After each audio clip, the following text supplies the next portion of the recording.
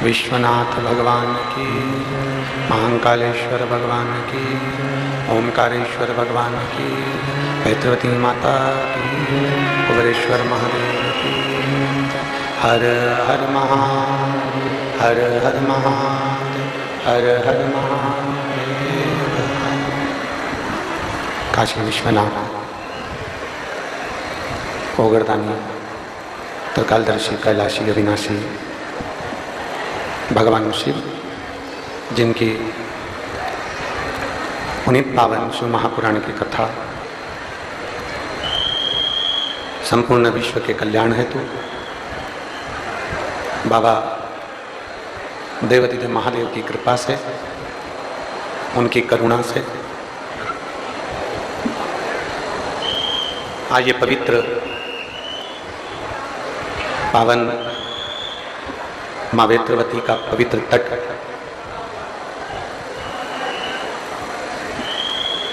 विदिशा नगर के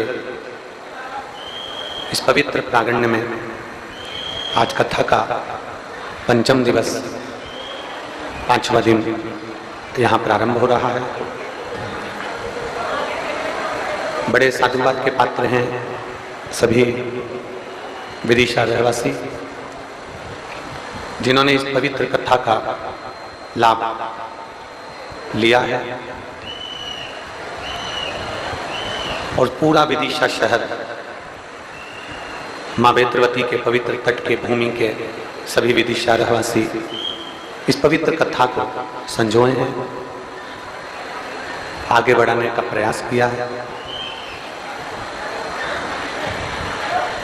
माँ सरस्वती मानस मंडल इस पवित्र कथा का आयोजन कराए। आचार्य श्री रवि कृष्ण शास्त्री जी, जो इस पवित्र शिव महापुराण की कथा को कुबेरेश्वर धाम से विदिशा नगर तक लेकर आए, एक बार उनके लिए जोरदार ताली बजाकर स्वागत, वंदन, अभिनंदन। मानस मंडल के ही श्री धर्मेंद्र सक्सेना जी, श्री शिलेन सिंह राजपूत जी, श्री अभिषेक लक्की जी अरोरा जी, जिन्होंने अपनी पूरे के पूरे मंडल के साथ में, मानस मंडल के साथ अथक प्रयास से इस आयोजन को सफल बनाने का प्रयास किया है। मुख्य यजमान श्री संतोष रानू शर्मा जी, जो पूरे परिवार के साथ में इस पवित्र कथा का यजमान पद ग्रहण कर अपनी संपूर्ण पीढ़ियों को तारते हुए विदिशा नगर को भी एक आनंद का लाभ प्रदान किया है। एक बार जोरदार ताली बजाकर उनके लिए भी साधुवाद। सह यजमान श्री राधिका शरण दास जी महाराज एवं काशी से, बनारस से, माँ गंगा जी के पावन तट से, विश्वनाथ बाबा की पवित्र भूमि से पधारे सभी ब्राह्मण, संत, साधुजन और गुरुजन के पवित्र चरणों को प्रणाम करते हुए, ये भगवान की अविरल कथा है। उधर की आवाज बढ़ाओ। ये देवाधिदेव महादेव की पवित्र कथा है, जिसका लाभ लेने के लिए आप और हम आज विराजमान हैं। आज महीने की मासिक शिवरात्रि भी है और विदिशा वालों का बड़ा सौभाग्य है जो इस पवित्र कथा का लाभ ले रहा है। हेलो मोटो।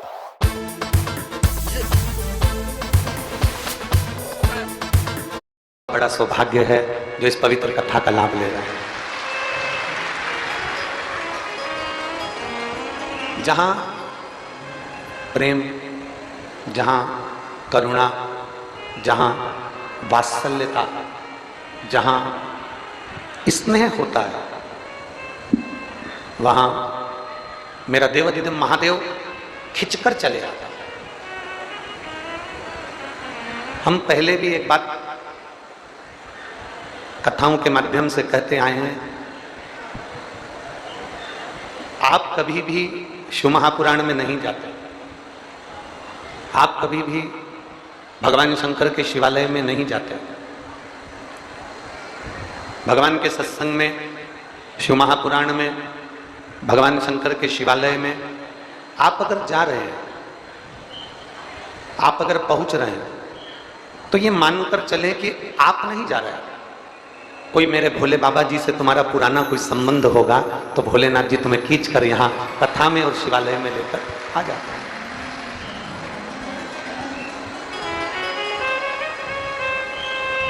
तो वो एक स्मरण हमारे निखिलेश जी करते रहते हैं ना कि वो दुनिया वाले क्या जाने मेरा रिश्ता पुराना। ये कोई रिश्ता एक परमात्मा से, एक संबंध भगवान से, एक रिश्ता परमात्मा से आपका और हमारा जुड़ा हुआ है।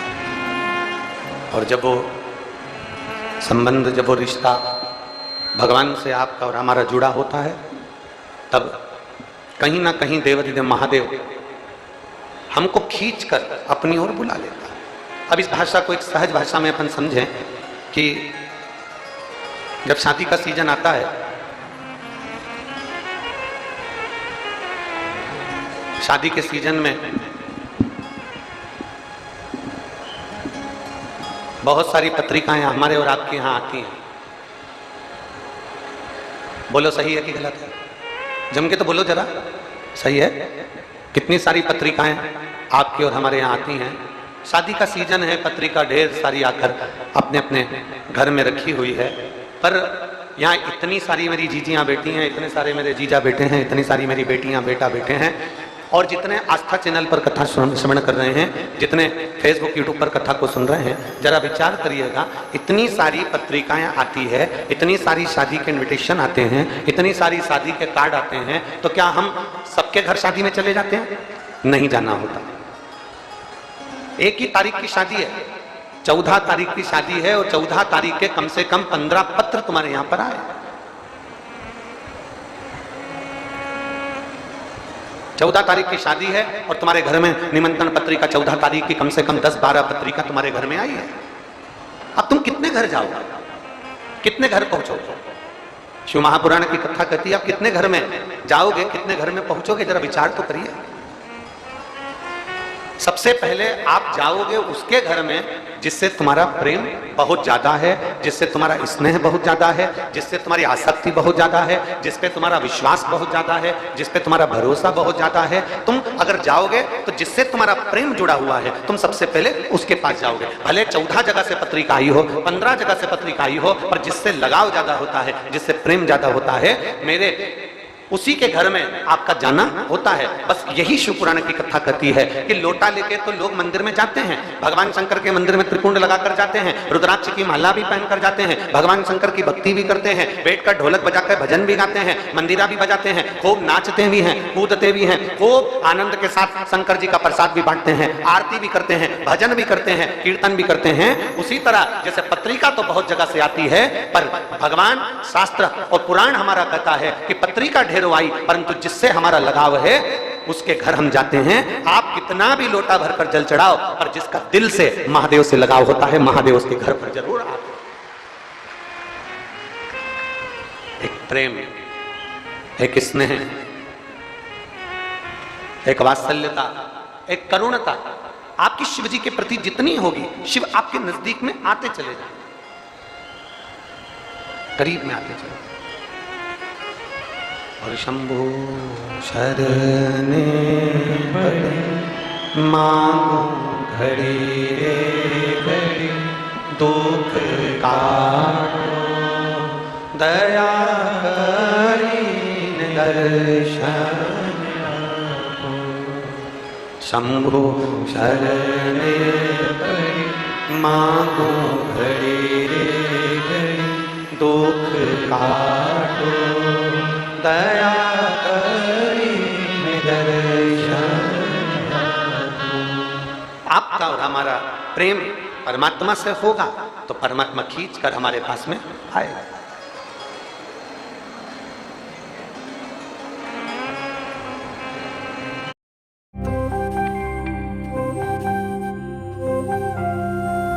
न जाने कब कहां कैसे हमें यकीन हो गया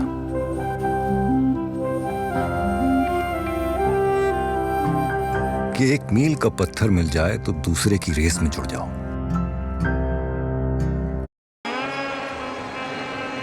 एक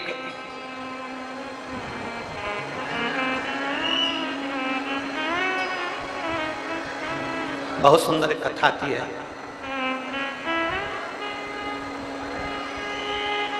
एक माली था। शिव महापुराण का बड़ा सुंदर एक बड़ा अच्छा संवाद है। एक माली,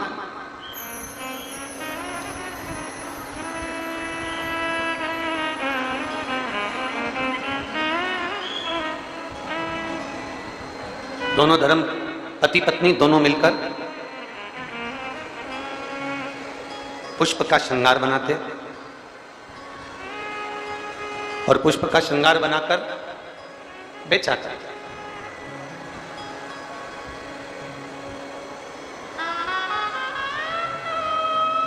जैसा वो बना सकते,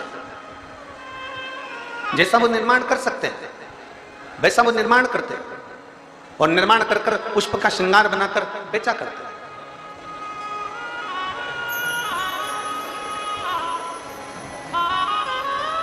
पर एक नियम उनका बड़ा प्रबल था। दोनों पति पत्नी का एक नियम बड़ा प्रबल था। अगर उनको मालूम पड़ जाए कि कोई शंकर जी के मंदिर में जा रहा है और ये पुष्प जो लेने आया है, ये जो माला लेने के लिए आया है, जो ये माला लेकर हमारे पास से जा रहा है, पुष्प लेकर जा रहा है, तो उनका नियम था कि पुष्प लेकर जाने वाले का मालूम पड़ जाए कि ये शिवालय जा रहा है, शंकर जी के मंदिर जा रहा है, शंकर जी को जल चढ़ाने जा रहा है और पुष्प लेने के लिए आया है, तो शिव महापुराण की कथा कहती है कि वो दोनों माली और मालन, दोनों माली मालन जब माला देते थे तो उसके साथ में थोड़ी सी बेलपत्र, 2-4 बेलपत्र और 2-4 पुष्प, वो माली और मालन उस डलिया में, उस टोकनी में, उस पत्ते में बांध कर लपेट कर दे देते थे कि ये जो बेलपत्र है, ये जो पुष्प है, ये आप भोलेनाथ जी को हमारी ओर से समर्पित कर दें। ये भगवान शिव को हमारी ओर से दे देना है, भगवान शंकर को हमारी ओर से समर्पित कर देना, या भगवान देवादिदेव महादेव को हमारी ओर से समर्पित कर देना। दोनों माली और मालन का नियम था। अब एक प्रसंग आपके भीतर हो, अपनी जिंदगी में एक स्मरण करिएगा, बन सके, अगर बन सके आपके जीवन में, आप जल चढ़ाने नहीं जा सकते, आप शंकर जी के मंदिर नहीं जा सकते, आप शिव के शिवालय तक नहीं पहुंच सकते, तो प्रयास करो कि हमारे नजदीक में से कोई बहन, कोई भाई, कोई परिवार का सदस्य, कोई बाजू वाला, कोई पड़ोसी अगर शंकर के मंदिर में जल चढ़ाने के लिए जा रहा है और मान लो जल चढ़ाकर आ भी रहा है ना, तो उसका मात्र कलश का या उसका मात्र हम दर्शन भी कर लेते हैं तो भगवान शंकर के शिवालय का पूरा पुण्य फल हमारे पास प्राप्त हो जाता है।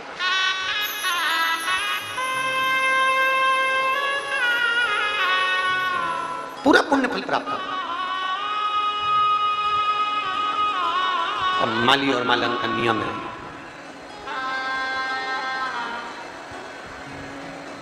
माली और मालन का नियम है, और माली और मालन का नियम, अगर कोई शिवालय जा रहा है, भगवान शंकर के मंदिर जा रहा है, तो थोड़ा सा पुष्प, थोड़ी सी बेलपत्र पात्र में बांधकर डालकर दे दिया।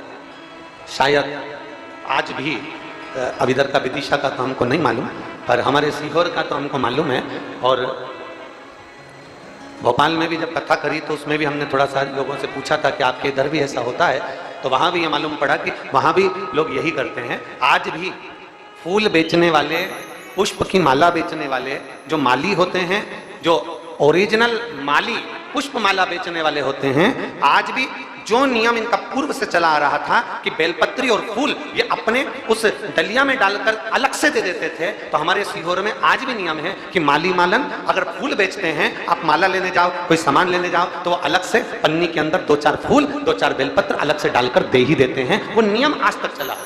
अब इधर का विदिशा का तो हमको नहीं मालूम, पर हमारे उधर का आज भी नियम है कि आप माला लेने जाओगे और कहोगे कि साहब माला दे दो, तो माला देगा तो 2 फूल या 4 फूल या जो बेलपत्र उसके पास में होगा तो बेलपत्र, फूल होगा तो फूल, पंखड़ी होगी तो पंखड़ी, वो पन्नी के अंदर डालकर दे देगा। क्यों देता है? क्योंकि आप भगवान के लिए लेकर जा रहे हो और ये माला जो आपने खरीदी ये आपके पैसे की है, पर जो फूल 2 मैंने इसमें डाल कर दिया है ये मेरे भाव से मेरे महादेव के लिए है, मेरे शिव के लिए समर्पित, मेरे भगवान देवादिदेव महादेव के लिए समर्पित है।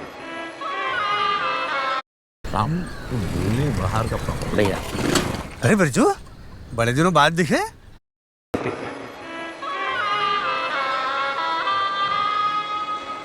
और मैंने तेरे ही भरोसे बाबा, तेरे ही भरोसे हवा बिच उड़ती जावांगी बाबा, डोर हर तो छड़ी नाय कटी जावांगी, भोले मैं तेरी कसम, शंभो मैं तेरी कसम। एक विश्वास, एक भरोसा, एक दृढ़ता, शिव के प्रति समर्पण का। माली के घर में माली और मालन दोनों हैं, दोनों फूल बेच रहे हैं, दोनों भगवान शंकर की भक्ति कर रहे हैं, दोनों शिवालय की आराधना कर रहे हैं, पर इनके घर में कोई संतान नहीं है, इनके घर में कोई औलाद नहीं,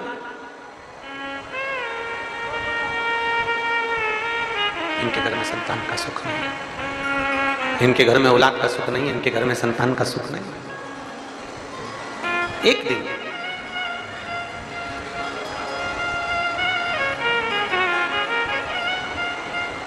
अब आप लोग अगर कहें कि